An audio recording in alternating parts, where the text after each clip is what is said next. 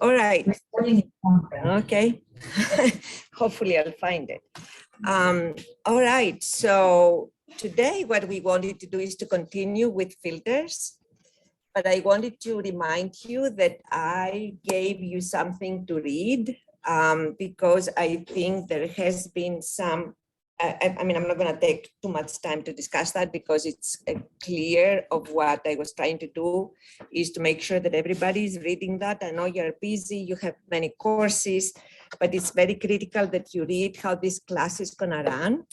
For this class, what has been always very important, and for all the classes that I do, is to have teamwork.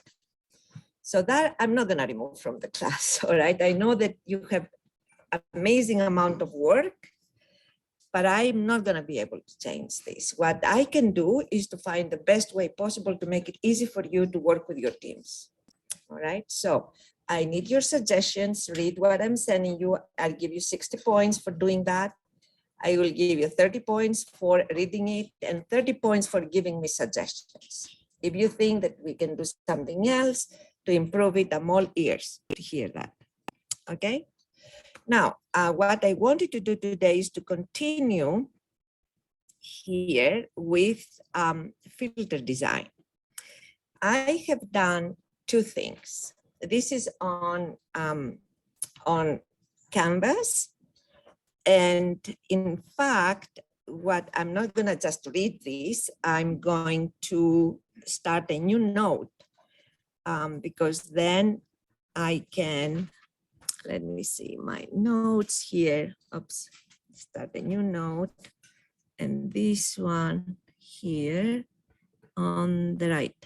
Okay, so I'm going to increase that and I will work on this part.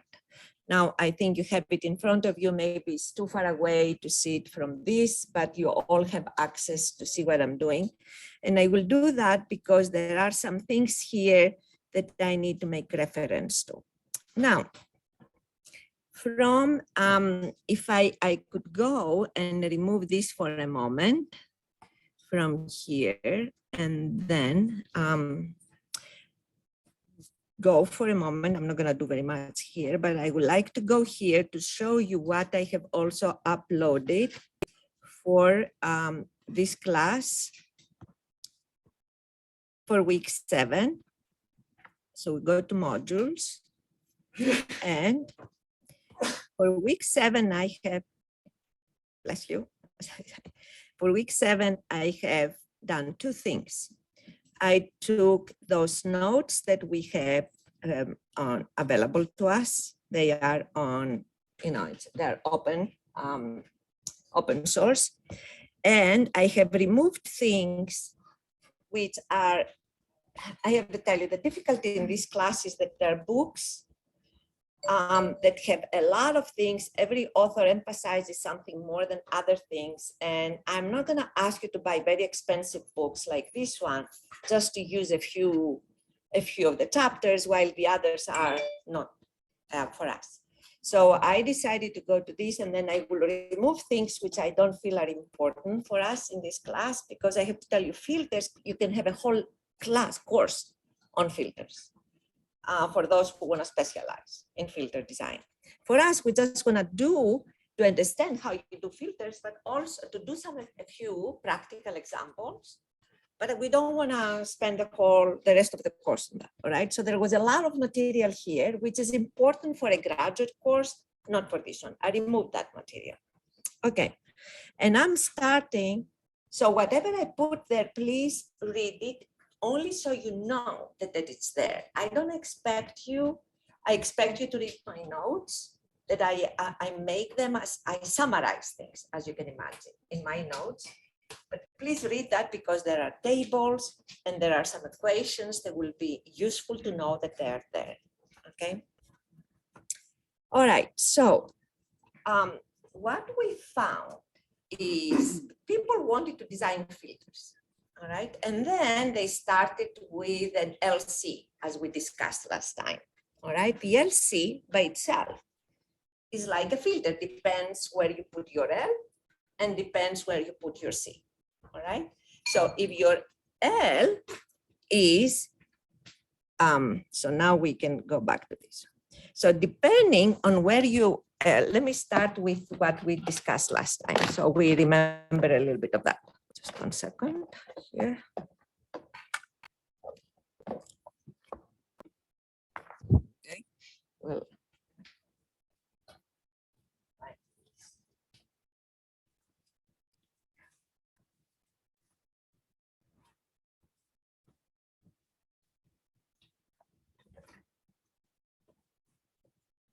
Anybody have an extra pen for an iPad?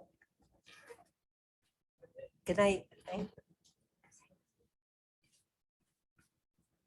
That's my office first. Thank you. That's wonderful. Thank you. Thank you. All right. You tap the top, it will turn on like a few buttons. Oh, yeah. But I need to make sure. Maybe it's not writing on this. Maybe not. That's okay. Don't worry. Sorry about that. I will use the board. Yes, you have another one. Thank you. I apologize. I have two, but I don't have anyone here. Thank you. All right, perfect. All right, so let's assume that here we have, pay attention to this. What we started last time.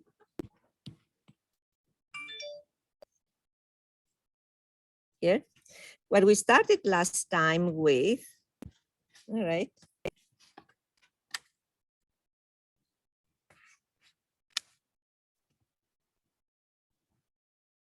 All right, it has to, you know what I need to do. Wait a second. I have to match it. Okay. All right. Where is that? Is it okay? Bluetooth. Okay, is that Ellen? Oh no, whose is that? Apple Pencil. Is that yours? It says connected. Unless if it says connected, mine is somewhere here. But in any case, let me see what we're gonna do here. All right, so all right, that is not right. Right, let me find mine.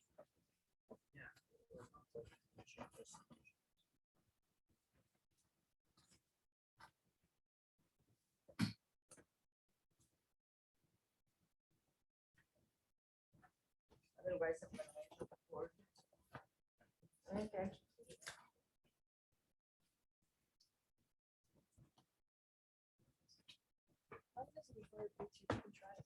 Okay, it says connected mine, so this is yours here.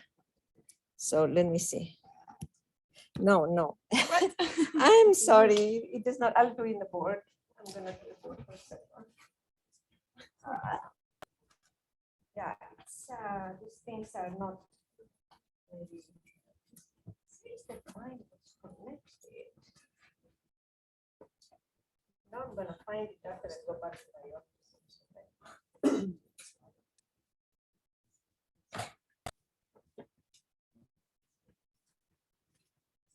All right, so I will write on the board. All right, okay. So what we did last time was to get an inductor. All right, can you see that, everybody? And then connect that to a capacitor, last time. And then we try to understand how that operates, all right? A very simple LC. And then we demonstrated that, first of all, that does have a performance of a low pass, all right? So if you analyze it, if you want to see, for example, the output voltage 2 versus the input voltage 1, so your V2 over V1 magnitude, all right, is gonna be something like this. Something like that, called that low pass. it does have a filtering response. It's not really a good filter. However, then we said, okay, remember we said, what if I put one next to it? If I put one next to it and I have two then of those, like this, and then another one here, like that, then practically I will still preserve this, but I can modify it. So the modification for this particular depends on how you select, but if you take two identical ones and you put them together, the modification is to make that sharper. All right, so people said, okay, what am I going, then what is going to happen if I don't take those to be identical, but I take one here and then another here? I call that one cell. All right, one cell here, another cell there, and then see what happens. So what you find out is that you start then not only modifying what we call the rejection. This is called the rejection of the filter.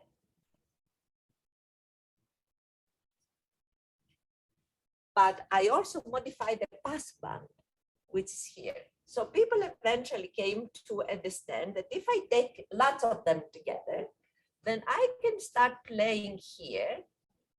And then obviously I can create different designs. Now the question is, all right, I mean, we're not gonna do it with trial and error because there are so many independent parameters. We need to have some guidance in how to select these L's and C's to be able then to develop, to design a filter with a particular response. Okay, so that's what we learned practically last time. Okay, so now, here, so I don't need the two practically. So,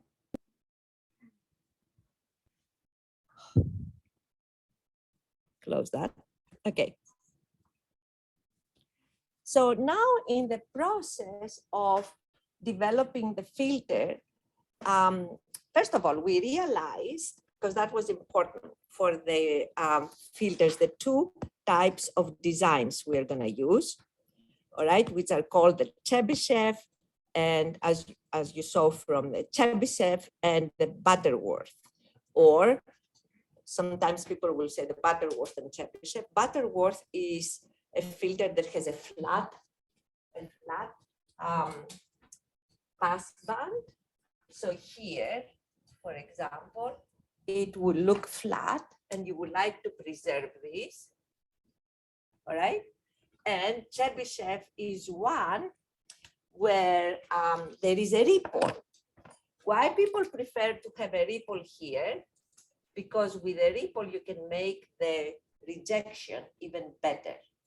All right, so you give into something, but you gain something else, all right?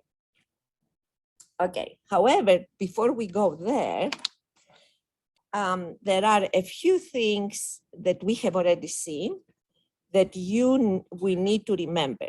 So first of all, in design, if you have a multiple of these reactive elements, LC, LC, LC, if you remember, your output voltage V2 over the input voltage V1 is going to be a function of frequency. And last time we took and replaced frequency by S, which is J omega.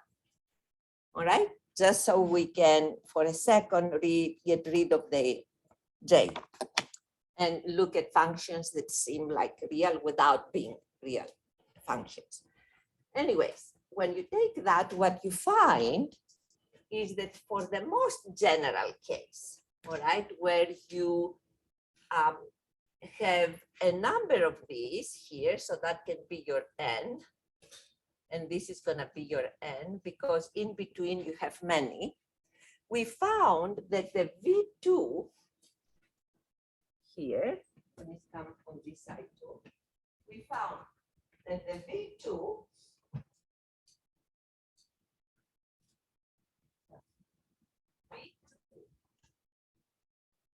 over P1 was the ratio of two polynomials.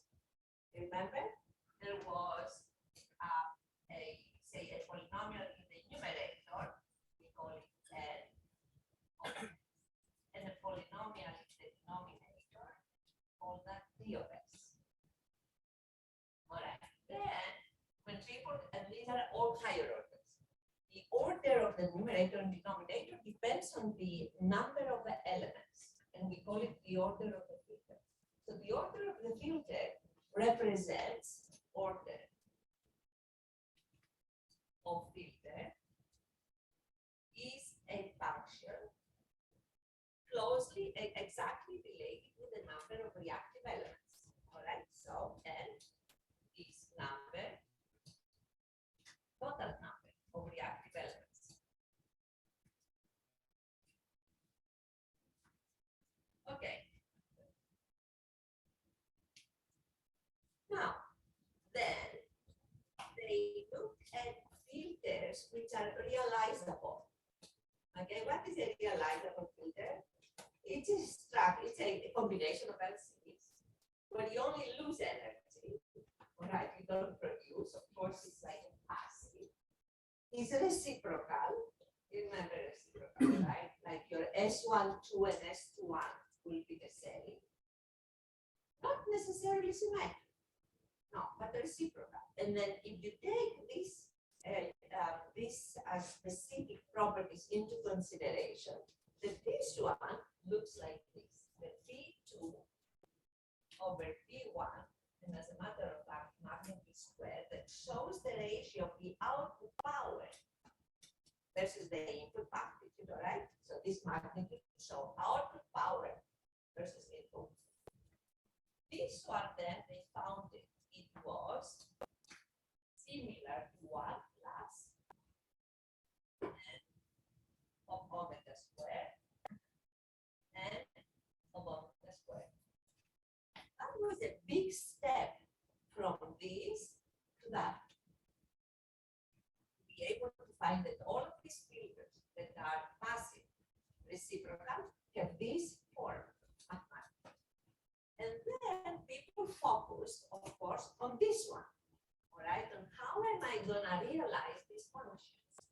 And how do I select the coefficients? Because these are these are equations of the form. And for example, we say m omega squared, m1 plus omega n to n, n. Okay, that's how it is. And then n will be n0 plus omega squared n1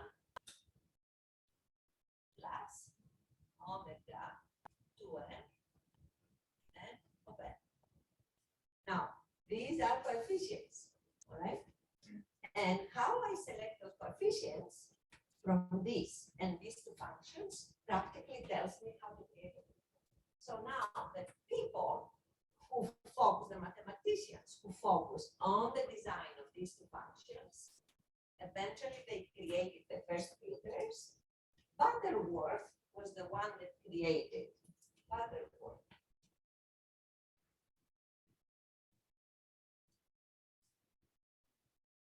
Was the one who defined this M and N functions to create filters that are flat, right? So we always start with the low pass because then there are transformations to make it flat. So a filter like this, Butterworth, and Chebyshev was the person who developed those functions to do this. And not only they were able to define this very specifically, but also they were able to incorporate into this the 3dB point. Okay? So power, what does it mean? I mean, I have it there. The 3dB point in terms of power is down here. And then here, for example, you can define your omega cutoff be at a different level, right? So omega cutoff can be not at 3 degrees too long because you have already lost some of your power somewhere there. And then they define this to be at least for that is 1, because omega, when omega is 0, that becomes 1, obviously. At least I think, according to that, eventually it's going to become 1. So obviously, when omega goes to 0, the ratio goes 0. All right, so it's only 1 for the long pass. And then Chebyshev was able to also design in a way that I control the ripple. So you will see filters, 1 dB ripple, 0.2 dB ripple, 0.3 dB ripple. I'll show you some plots.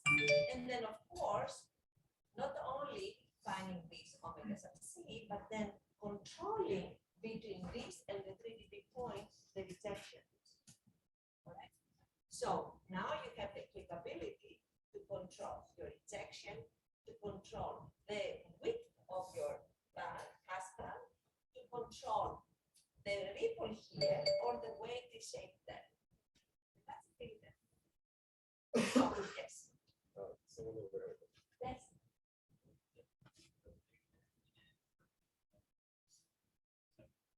These ones, just functions. This is how we indicate the function of omega squared. This is another function of omega squared. And the little n's represent coefficients, right? The little n's represent eventually, this is mathematics. Eventually, we are going to take this and make it a C. All right?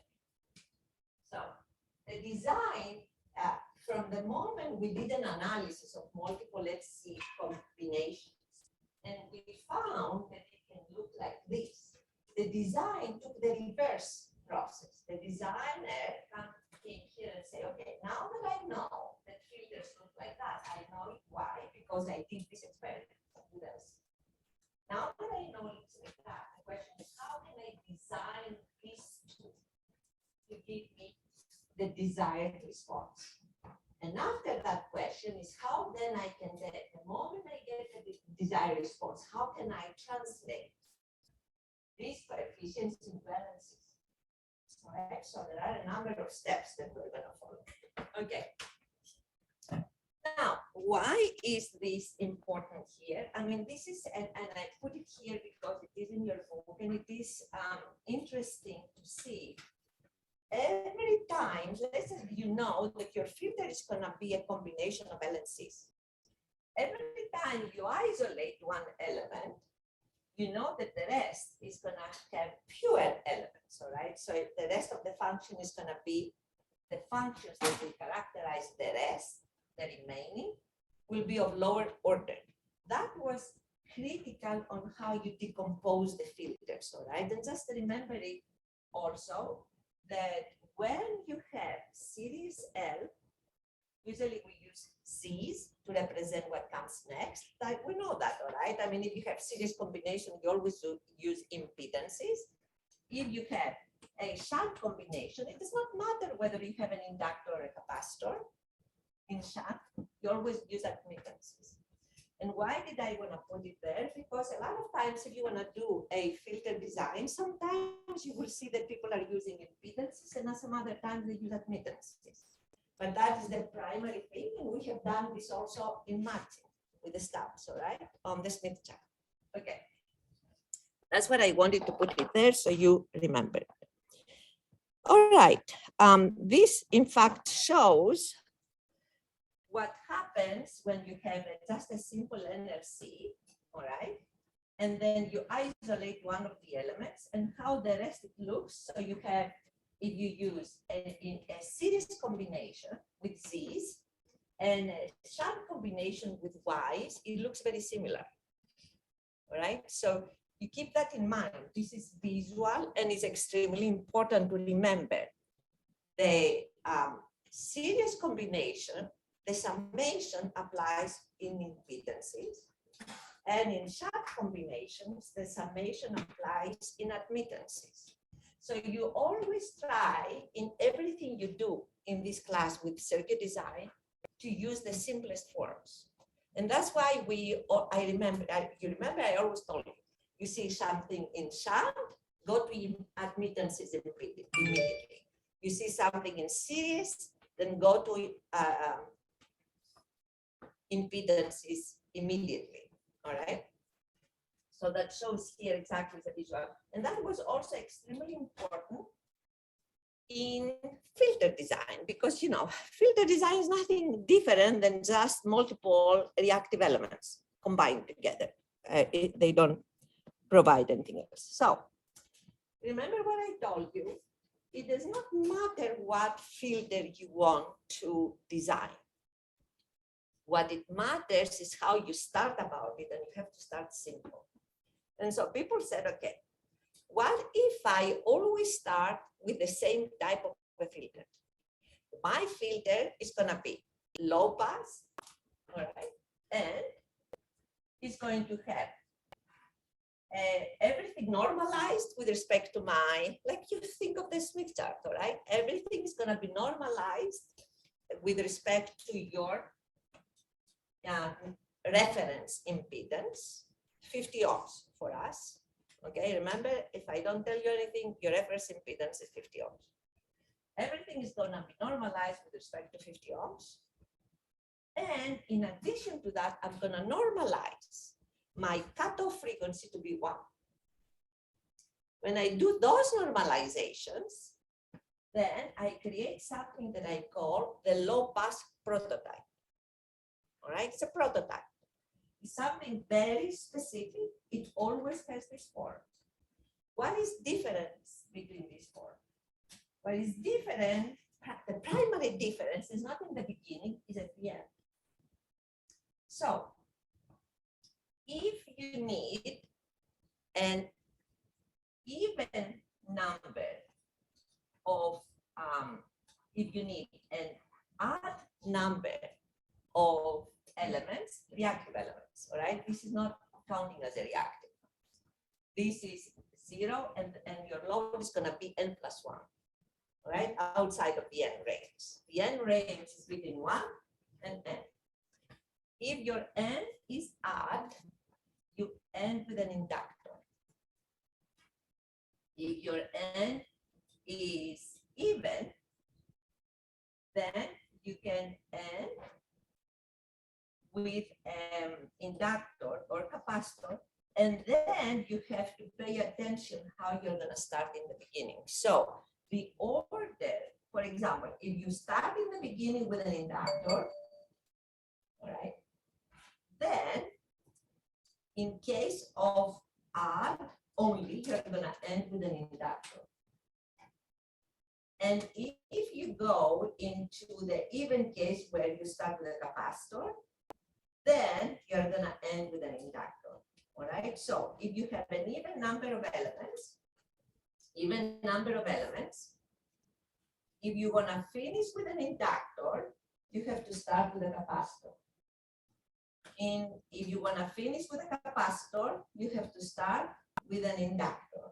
All right. So it's not arbitrary on how you're going to connect the last element to your load.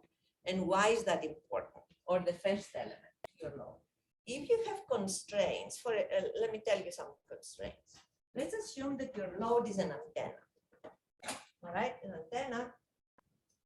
And the antenna is on the phone, for example, the antenna is somewhere here. There. And your filter is somewhere there. Put a capacitor next to the antenna. You're not going to even have a space to put it. Next to the antenna is going to be a line that is going to take the antenna to your filter. And that is equivalent to an inductor. So what your application is going to be is going to tell you when and your space available. It's going to and your technology, whether it's a microstrip, coplanar waveguide, or something else. It's going to tell you of whether you can place a capacitor next to the load or not, or whether you can place an inductor next to your source or what. And if that is fixed by your constraints, then you have to make a selection between the two arrangements. All right. So if I tell you that you cannot put a capacitor next to your load, then you know that you only need to have an inductor. For an N-odd configuration, therefore, you're going to go like this. For an N-even configuration, you're going to go like that. For the odd configuration, you're going to start with an inductor. For the even configuration, you're going to start with a capacitor. So it's fixed. All right. So pay attention to that. Because sometimes you think it's similar, your eyes will think it's the same thing and may not pay attention to this. All right. That's going to be very important in the design because the prototype is the most critical thing. If you make a mistake in the prototype, everything else then is wrong. If you take the prototype correct, then there are other places you can make mistakes, but you know, the work's going to be much less. Okay. Any questions so far? All right. I talked to you about this observation that the ratio of the output power where the input power is in this form. When we follow this approach, we call the insertion loss method. Why do we call that the insertion loss method? Because the difference between the two, in fact, here is already the insertion loss. You can rewrite it obviously in different ways, but insertion loss is called the power, we call it here, the insertion loss, we define it as the power available from the source, in this case, power delivered to the load, which is the inverse of what I wrote. I mean, that does not change the fact, it changes the functions. But let us try to do it correctly, like the book. So, 2, 1. If I do it like this, then this is going to fall apart with the insertion loss method. Isn't it that? Not necessarily use the RL. Okay. Loss ratio or both, either the inverse of that is also this one. But in any case, let's call it this way. So that they call it the insertion loss. Because it really gives you, whatever way you put it, the ratio does not matter, but it gives you a sense of how much you lose. All right, when you move from the input to the output. That's why they call it the insertion loss method. Either it's that or the inverse, it's about the same. So, but we will use this because this is how we are going to start talking about how many elements you need. The most important thing, after somebody asks you to build a filter and they give you the specs for the filter, which is going to be the frequency, all right, the standard frequency, the cutoff frequency for the filter. And then they're going to also give you the characteristic impedance of the line or of your source. They will give you, of course, a load, and they will, what else? They will give you the space that you have, all right, place your filter, and then they will give you the rejection. So these are the specs of the filter. How much you want to, how much is the bandwidth? So from 0 frequency to omega c, all right, that is called the bandwidth. This one is called the bandwidth, right? So this one is called the bandwidth. The definition, we call that the bandwidth. Usually when they give you that, for us here in the design, it's going to be, for a low pass filter, it's just omega c. Right? Okay. So people will tell you, they will give you omega c. They will tell you that's correct. I'm going to. So that is one. Then they will tell you how fast you want this rejection to be. And you know, they're not going to give you a derivative of something because really rejection is defined by derivative. It's a line that changes. They will tell you, I want, for example, at this frequency here, which is twice the cutoff frequency, for example, to have a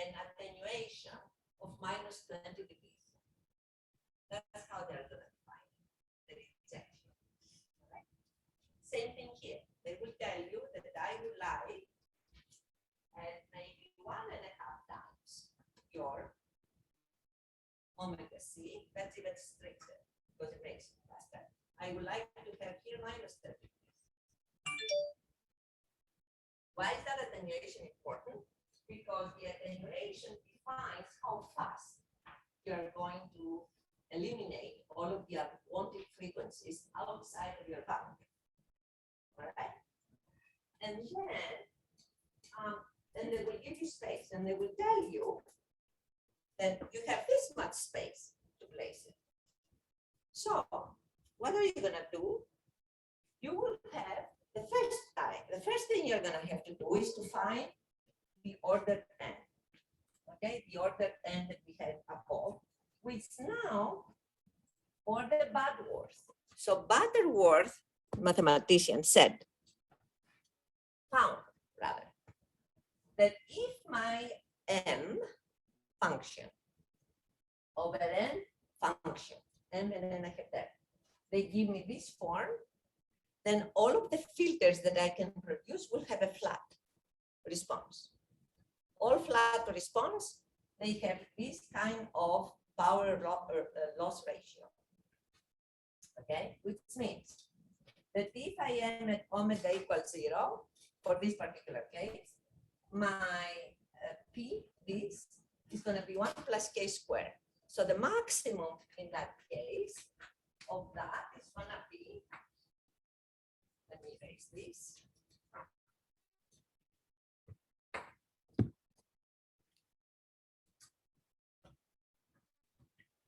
Right, so Butterworth maximum flat, I call it, don't remember the name,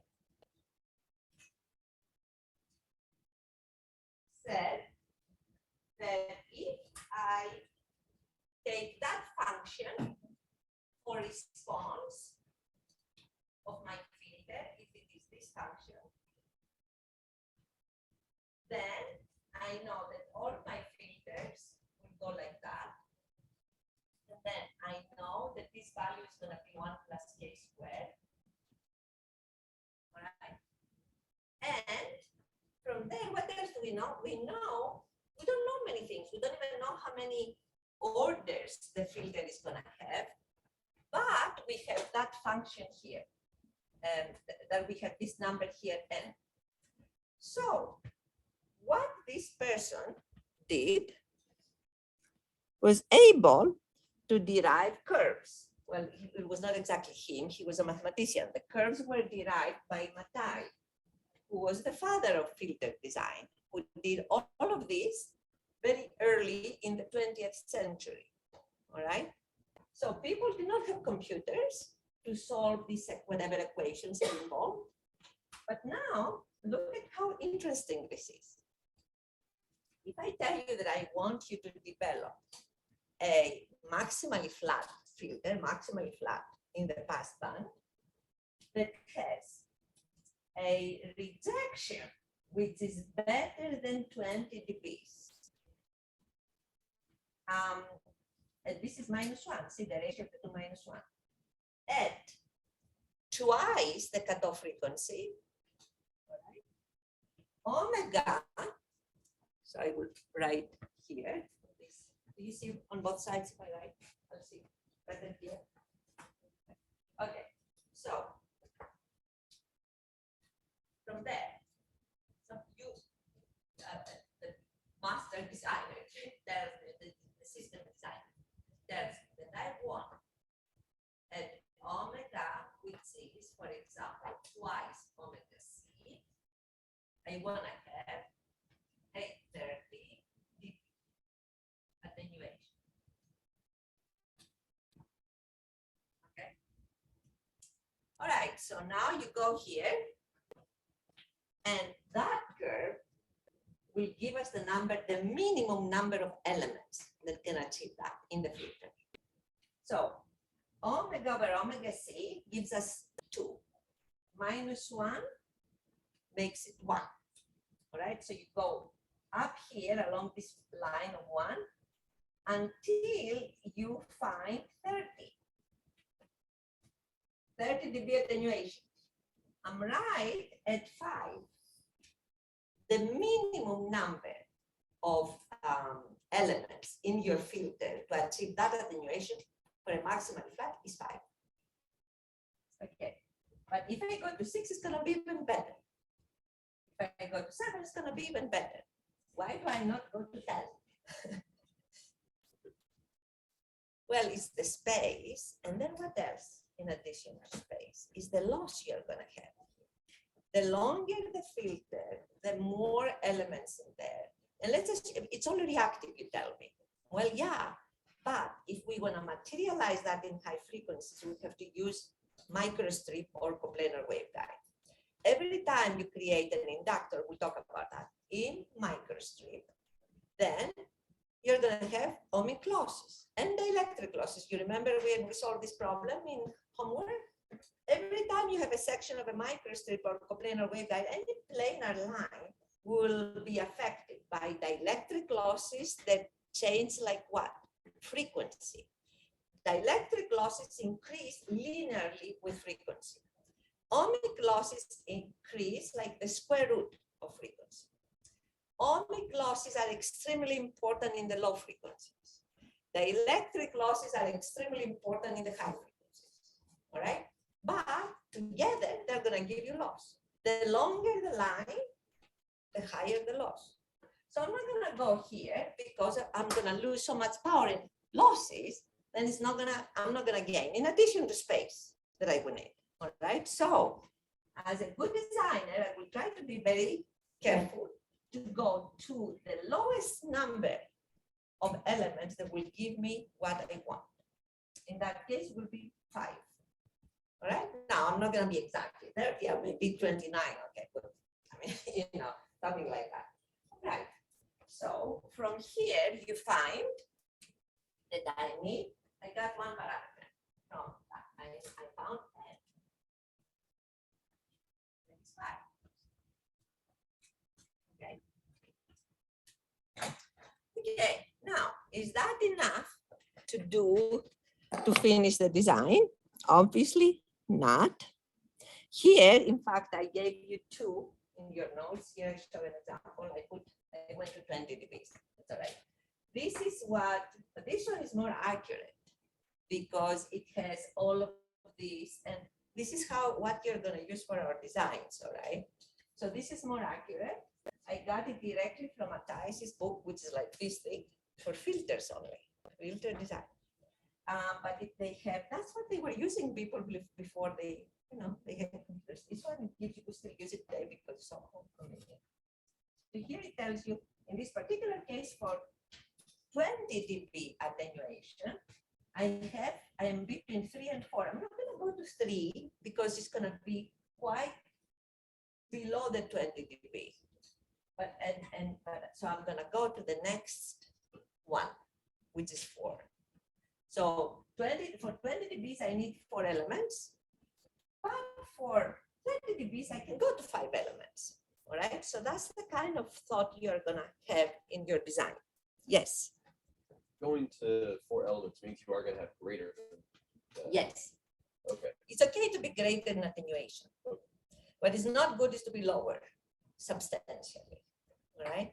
Because attenuation means that you are going, as your signal comes here, in this particular case, your signal comes here. All right. So your signal has to pass through this. And I will show the signal in frequency now, right? This is frequency. You need to have a signal here, which is going to be, let me show you in the frequency domain. That's your signal. All right. When that signal passes through this, what is going to happen? I'm going to have this one. And then you'll see how much it's going to stop all of this from down. And then it's going to clean it out. And why is that important? Because in when you do mixing, in the signals. When the signal comes from the outside, you will have signals from everywhere. You're going to have a Wi-Fi, you're going to have an LTE, you're going to have an OFDM, you're going to have everything, and you want only one to look at. You don't want to collect everything. But then when you go through the mixer, you remember I told you have a mixer? Then you're going to have many byproducts in frequencies. When you mix frequencies, you have multiple. And then you don't want all of these. You have to remove them. So a filter is a good way to remove them. Okay, now we found, so, okay, so you say, all right, now I found all of the number of elements in the prototype. Now I'm gonna go back to what I showed you before. Remember now that we have, how many we said for 30? For 30 dBs, we had 5 elements. For 20 dBs, we had 4. I have 4 20 dBs here, but we'll do also 5. All right, now we're gonna go to remember this one. If I have 5, okay, elements, then I can start with an inductor and I can end in an inductor. See? With 5.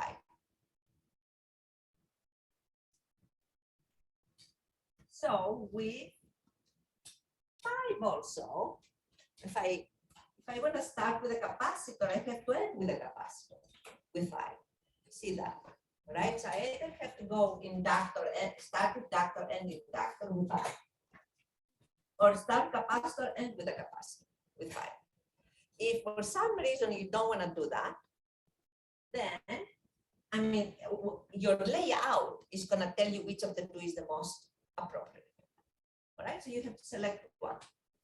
If you go to 4, it tells you the following, that if I choose this to start with an inductor, then I will have to finish with a capacitor. You see that? That's what 4 would tell you. So if I want to keep with this arrangement for 20 dB attenuation, I will start with an inductor, I will end with a capacitor. With the 30 dB attenuation, I will add one more element, it's going to be an inductor. That's how you decide. Okay, so now with that in mind, let's go and write what we're going to do. Okay. So now, see.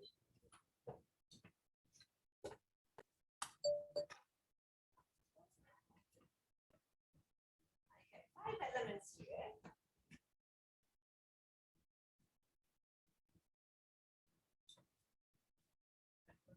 Elements, they give me 30 dB attenuation. So let's put here 5 and equals 5. And for the same, omega equals 2 omega c. But now we want 20 dB attenuation at the same frequency. Then I have n equals 4. N equals 5. What did we say? You start with an inductor, you end with an inductor. So this is G naught. You remember G naught is always normalized with respect to the reference impedance. And the reference impedance is what we use, like, you remember for our source, the source also always had an input impedance that was the same with the characteristic impedance in our lines. So this is going to always be 1. And then I start with an inductor. This is my G1. We go to the capacitor. This is going to be my G2. Then I'm going to another inductor. This is going to be my G3. And I go to the capacitor. This is going to be my G4. And then in the case of 5, I end with an inductor. Right? And then go to my G4. And then my inductor is going to be G5. And then I call that the Gn plus 1. In this case, it's going to be G6. Now, this is important to remember. In the Butterworth case, always G6 normalized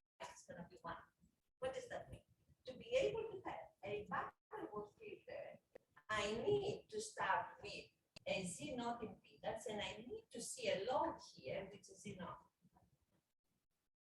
Important. You cannot have a backward filter where your load is not Z naught. All right? Bottom line. If your load has to be something else, what are you gonna do?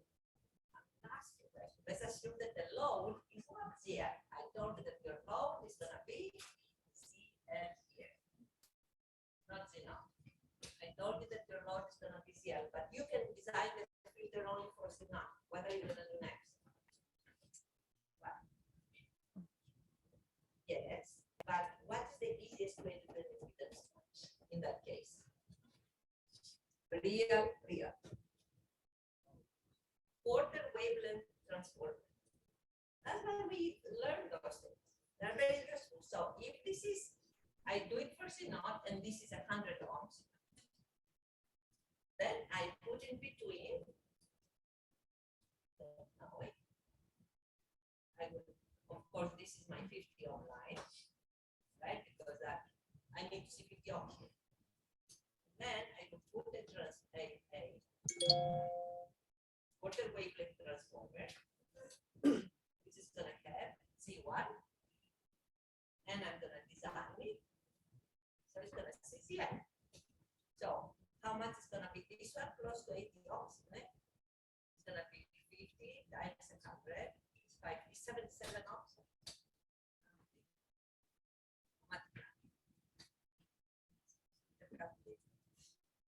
Square root of 5,000. 7.7. All right. That's how you're going to do your filter. If you're low, you're going to put an extra quarter of the way. All right. Since we know that, we're not going to worry about this. Right? So we'll assume at this moment that all of our loads are 50 ohms. So, yeah, here my last element, normalized, is going to be 1. Okay. Now, where am I going to find these things? Now I know how many I have, how I'm going to arrange them, how am I going to find their values? They're all normalized values. So now we go to a new table, also that has been developed for us, and it's here. See? This table here, again, I got it from this book. The book is all full of tables and these kinds of things, right? It says, element for filters with maximally flat attenuation having, see, not 1. This is normalized, 1. And N 1 to 10. If you go to above 10, we're not gonna go above 10 for us. It's another table, all right? I have put it just for your own reference, but we're gonna stay with this. So for our example, where I want 20 dB attenuation, I go to this, and it shows value then 4, and then what I see, G1 starts with this, G2 this value, G3, G4, and G5 is my load. So now I have all of the G values, okay? And since I have all of the G values, next, what is next that remains to be done? I need to change those into values for the inductors and the capacitors, because everything there is normalized. Okay? I mean, those values, look, I think if it 0.76, this one, 0.7654, and G2 is point what? G2 is 1.848, 1.848. And then what is it interesting? G3 is the same like 1. G3, you will see also that kind of repetition is 1.848. And I will explain to you why it will come out like this. This one is going to be 0.765. This is for the n equals 5. For the n equals 4, it's that, but for the n equals 5, I want to go down there. You see the values are different, but there's still a symmetry. So here I put for the example n equals 4, right? N equals 5, it's a different set of values. Since they can satisfy, right, values. And those will be 0.6180, 0.61, point, then 1.68, 1.68, and I think that's 2. Yes, and then it's 1.68, and then G5 is going to be 0.618. And as a matter of fact, the reason they're like that is because there are values, the values, they are functions of a sign with a constant. And the sign goes from 0 to 2 pi values. All right, so you divide the full circle into n equals 5 and you get that. But in any case, we don't want to get into this mathematics. You get, so I got the second row. For n is this row, for the other is the second row. You see, you always stop here at 1, which means that for the butterworth piece, you need to have a load of 50 ohms. And if you don't, you do what you did, whatever we discussed with a quarter wave transformer. Okay. All right, so that's what we got. There mean nothing yet. No, nothing meaning here, right? Just simple numbers. So the next is to do 2 very important transformations. Okay, so this is for 4, remember. Now these are very important transformations. I'll start with the impedance and frequency scaling. All right. We have now these, more or less, we know what elements we'll put in there. LC, I mean, with a repetitive. And then we have also decided that we are going to use a characteristic, a reference impedance of 50 ohms. 50 ohms. Right? So then the other thing is you have to specify how much is your cutoff frequency. For your cutoff frequency here, you have to include, of course, let's assume that my cutoff frequency has to be like, in this particular case, 2 gigahertz. It's 2 pi, right? 2 pi FC, where FC is 2 gigahertz, which is 2 times 10 to the 9 hertz. Okay. And then I have these transformations here that I want you always not to remember, but we don't memorize things here. You just remember where to find it. And remember that always, well, of course, that's going to be your source impedance. All right? Remember 1 times Z naught. It's always 1. That is going to be your inductors. All right, in this particular case, I started with a capacitor, but now that I've started with an inductor, my L1 is going to be always inductors, always. Need to remember an inductor is going to be your G times C naught divided by frequency. Okay, always. And your capacitor, so if it's I here, I, and your capacitor is going to be G, and I think omega C, no, G divided by Z naught omega C. All right, this is regardless of the order of the capacitor and the inductor.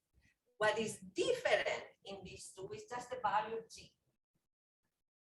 So, for example, let's see what, I'll do one example here. Let's assume that we got G1 to be 0.618. All right, so L1 here,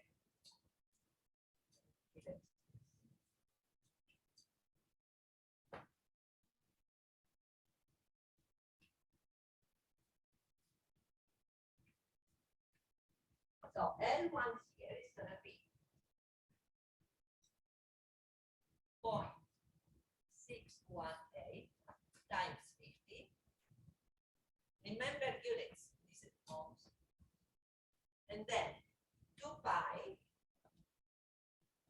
FC, which is 2 10 to the 9 hertz. Okay. And what is eventually going to give me? 10 ohms. That's going to give me Henry. So let's see what we are going to get from here to approximate. This is about 3, and then times 10 to minus 9. Then I have 4 times pi. Right? So approximately this. This is close to 3. And this is close to 1. Is 2. 55. It's about 0.25. Is it something around that? 0.25. It's nano Henry.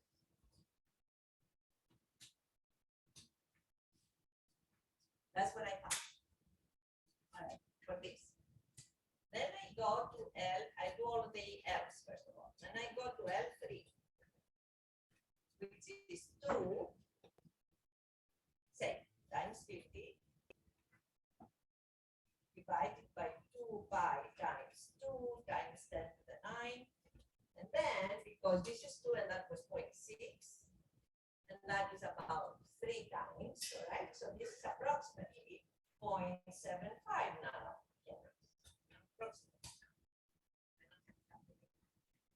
And then I know that your L5 is going to be the same with L1. 0.25 nano. And then I do the capacitors. C2. So I know for C2 is going to be G2, which is 1.68, and divided by 50 times 2 pi times 2 times 10 to the 9. Okay, so now this is 420, 20, okay, 1.68, and then I have 20 plus 200 pi 10 to the 9, and then I have from here 2 and 10 to the 9, 10 to the 11, so I move it up here, minus 11. And then I have pi is about 3 something, 6, this is 1.6, so this is going to be 1.6 divided by, say, 6, this is like 2 point something. This is going to be, say, 2.5. Close. So this is going to be 2.5. And then I have 10 to minus 11. And then what do? I write this as 2.5 picofarads. Pico is 10 to minus 12. Right? So I found now, and the two capacitors are identical. So C2 and C4 will be the same. So for this particular case, I have now found the inductors and the capacitors that I need to include. Okay? And therefore, I could, at this moment, and we are done, almost 2. At this moment, I have a lumped element filter that is maximally flat, all right? And then you can do it on a piece of paper without calculator, rather. That's how people were doing approximations at the time. So, this filter, with these values for inductors and capacitors, you can put it on ABS, and then you can demonstrate more or less, because I did some approximations here, out of my head, that it's going to give you this maximally flat with 30 dB attenuation and 4 gigabits. That's how you design design a very accurate, very easy, right? Using these transformations. Now, we'll stop here on Thursday. What we're gonna do is the next step, okay? Lump, let's see, it's okay, but I cannot create lump elements in 2 gigabits. We're not using hybrid settings, all right? We are gonna do transmission lines. So there's gonna be what you will see Richard's transforms and some others. We are not gonna have to analyze them, we just need to remember them, all right? And we're gonna use those to change an inductance to a section of line and a capacitor to another section of line. Either you're gonna change them to section of lines, and then you're gonna have a prototype like the one that I showed you that is wider sections, thinner sections, wider sections.